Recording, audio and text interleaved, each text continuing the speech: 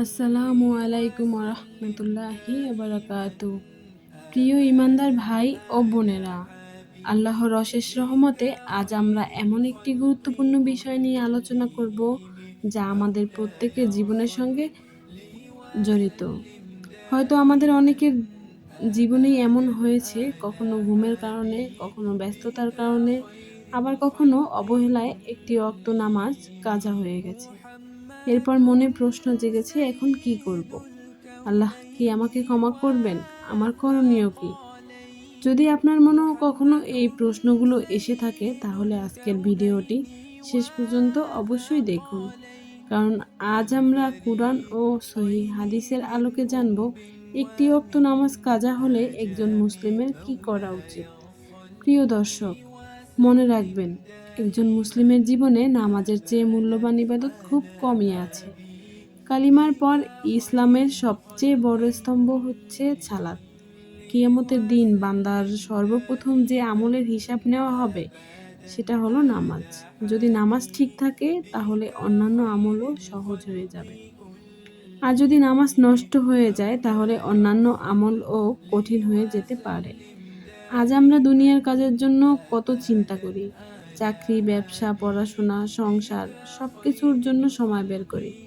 কিন্তু যে নামাজ আমাদের জান্নাতের পথে নিয়ে যেতে পারে সেটি অনেক সময় অবহেলায় পিছিয়ে যায়।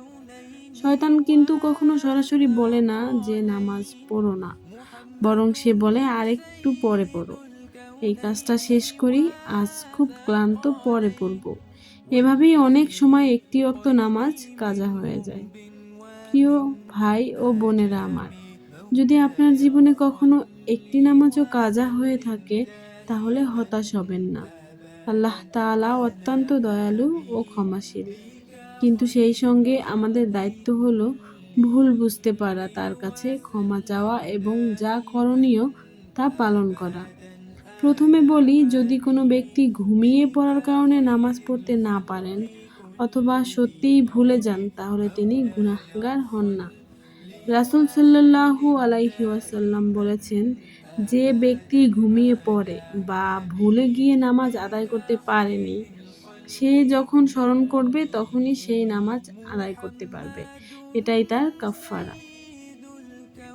এখান থেকে আমরা একটা বড় শিক্ষা পাই। নামাজের সময় চলে গেলেই সব শেষ হয়ে যায় না, বরং মনে পড়া মাত্র বিলম্ব না করে সেই নামাজ আদায় করে নিতে হবে।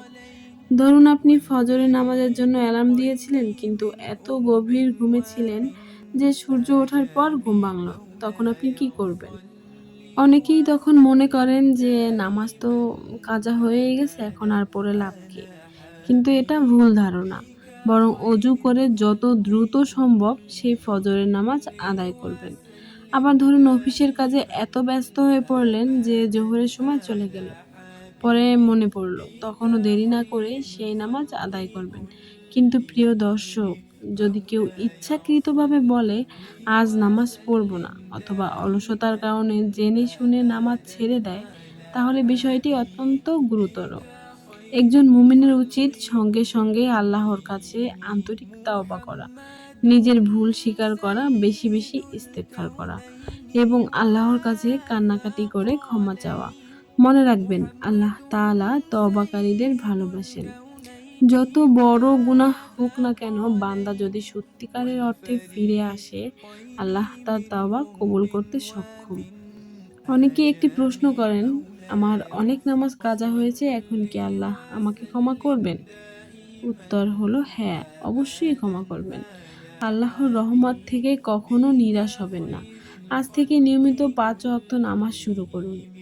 আন্তরিকভাবে তওবা করুন এবং যতটা সম্ভব কাজা নামাজ আদায়ের চেষ্টা করুন। আল্লাহ আপনার আন্তরিকতা দেখেন। প্রিয় দিনী ভাই ও বোনেরা আমার, শয়তান সব সময় চায় আপনি হতাশ হয়ে যান। সে চায় আপনি ভাবুন, আমার এত নামাজ ছুটে গেছে, এখন আর লাভ নেই। কিন্তু একজন মুমিন কখনো আল্লাহ রহমত থেকে কখনো নিরাশ হয় না। সে আবার ফিরে আসে, আবার সিজদায় মাথা রাখে, আবার রবের কাছে ক্ষমা চায়। আর যদি আপনার একটি নামাজও কাজা হয়ে থাকে, তাহলে এই ভিডিও শেষ হওয়ার পর আর দেরি করবেন না। ওযু করুন, আল্লাহর সামনে দাঁড়ান এবং সেই নামাজটা আদায় করে নিন। কে জানে, হয়তো এই একটি সিদ্ধান্তই আপনার জীবনের সবচেয়ে সুন্দর পরিবর্তনের সূচনা হয়ে যাবে। একবার চিন্তা করুন, আমরা কি জানি আগামী ১ ঘন্টা পর আমরা বেঁচে থাকবো কিনা? আমরা কি নিশ্চিত আজ রাত পর্যন্ত আমাদের জীবন থাকবে? যদি না জানি, তাহলে কিভাবে নামাজকে পর করার সাহস পাই? প্রিয় দর্শক, দুনিয়ার কোনো কাজই আল্লাহর ডাকে সাড়া দেওয়ার চেয়ে বড় নয়। যখন আজানের ধ্বনি ভেসে আসে, হাইয়া আলাস সালাহ, তখন আল্লাহ তাআলা তার বান্দাকে নিজের দরবারে ডাকছেন। সেই ডাকে সাড়া দেওয়া একজন মুমিনের সৌভাগ্য। পবিত্র কুরআনে আল্লাহ তাআলা নামাজকে অত্যন্ত গুরুত্ব দিয়েছেন এবং সময় মতো নামাজ আদায়ের নির্দেশ দিয়েছেন। তাই ইচ্ছাকৃতভাবে নামাজ ছেড়ে দেওয়া অত্যন্ত গুরুতর বিষয়। রাসূলুল্লাহ সাল্লাল্লাহু আলাইহি ওয়াসাল্লাম তার সাহাবীদের নামাজের ব্যাপারে এত বেশি গুরুত্ব দিতেন যে অসুস্থ অবস্থায়ও তিনি কখনো নামাজ ছাড়েননি। সাহাবায়ে কিরামও জীবনের শেষ মুহূর্ত পর্যন্ত সালাতের প্রতি অত্যন্ত যত্নবান ছিলেন। আজ আমরা অনেক ছোট কারণে নামাজ পিছিয়ে দিই, যেমন মোবাইল, সামাজিক যোগাযোগ মাধ্যম, আড্ডা, টেলিভিশন, ব্যবসা কিংবা ঘুম। অথচ এগুলোর কোনোটিই কবরের অন্ধকারে আমাদের কাজে আসবে না। একদিন আমাদের প্রত্যেককে এই পৃথিবী ছেড়ে চলে যেতে হবে। তখন সঙ্গে থাকবে না টাকা, বাড়ি, গাড়ি কিংবা সম্মান। সঙ্গে সঙ্গে থাকবে শুধু ঈমান ও নেক আমল। আর সেই নেক আমলের মধ্যে নামাজ হবে সবচেয়ে গুরুত্বপূর্ণ। মনে রাখবেন, আল্লাহ তাআলা অত্যন্ত দয়ালু।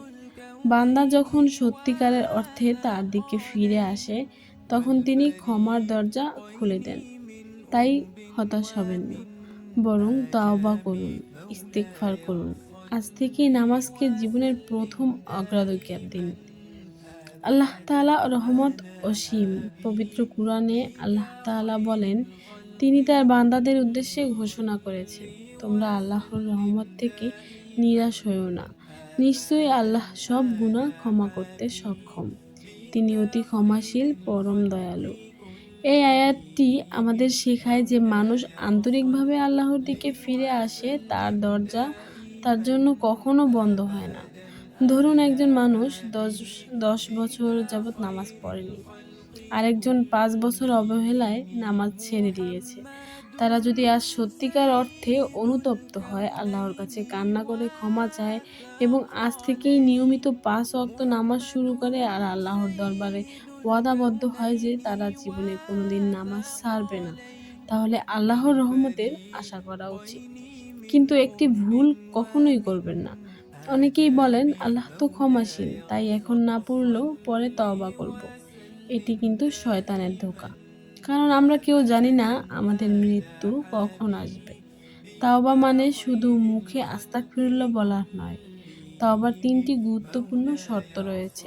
প্রথমত, নিজের গুনাহের জন্য আন্তরিকভাবে অনুতপ্ত হতে হবে। দ্বিতীয়ত, সঙ্গে সঙ্গে সেই গুনাহ ছেড়ে দিতে হবে। তৃতীয়ত, ভবিষ্যতে আর সেই গুনাহে ফিরে যাওয়ার দৃঢ় সংকল্প করতে হবে, যাতে ভবিষ্যতে আর কোনোদিন সেই গুনাহে ফিরে না যায়। যদি নামাজ অবহেলায় ছুটে থাকে, তাহলে আজ থেকেই ৫ ওয়াক্ত নামাজ নিয়মিত শুরু করুন। পাশাপাশি যতটা সম্ভব কাজা নামাজ আদায়ের চেষ্টা করুন এবং আল্লাহর কাছে ক্ষমা প্রার্থনা করুন। অনেক মানুষ শেষ জীবনে এসে আফসোস করে, ইস, যদি যৌবনে নামাজ পড়তাম, কিন্তু তখন আর ফিরে যাওয়ার সুযোগ থাকে না।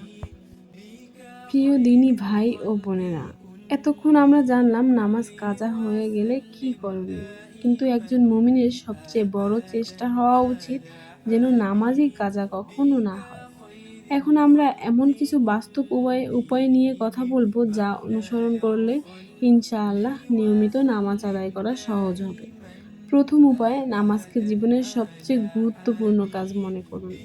দ্বিতীয় উপায়, আজানের সঙ্গে সঙ্গে প্রস্তুতি নিন যে না, আমাকে এখনই নামাজ পড়তে হবে। তৃতীয় উপায়, মোবাইলে ৫ ওয়াক্ত নামাজের রিমাইন্ডার চালু করে রাখুন। আপনি মোবাইলে অ্যালার্ম দিয়ে রাখলেন, যখন নামাজের সময় হলো, সাথে সাথে সকল কাজ ফেলে রেখে আপনি নামাজ পড়তে চলে গেলেন। চতুর্থ উপায়, ভালো মানুষের সঙ্গ গ্রহণ করুন। আপনি যাদের সাথে ওঠা বসা করছেন, যাদের সাথে কথা বলছেন, তারা যদি সময় মতো নামাজ আদায় করে, তখন আপনারও মনে হবে যে আমিও সময় মতো নামাজটা আদায় করিনি। তাই সবসময় ভালো মানুষের সঙ্গ আদায় করতে হবে। আর পঞ্চম উপায় হচ্ছে, নামাজের পরে প্রতিদিন আল্লাহর কাছে দোয়া করুন। আল্লাহর কাছে দোয়া করুন, আল্লাহকে বলুন, হে আল্লাহ, আমাকে ৫ ওয়াক্ত নামাজ সময় মতো আদায় করার তৌফিক দান করুন।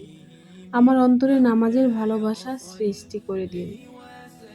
প্রিয় ভাই ও বোনেরা, মনে রাখবেন, নামাজ কোনো বোঝা নয়, এটি আল্লাহর দেওয়া সবচেয়ে বড় উপহার।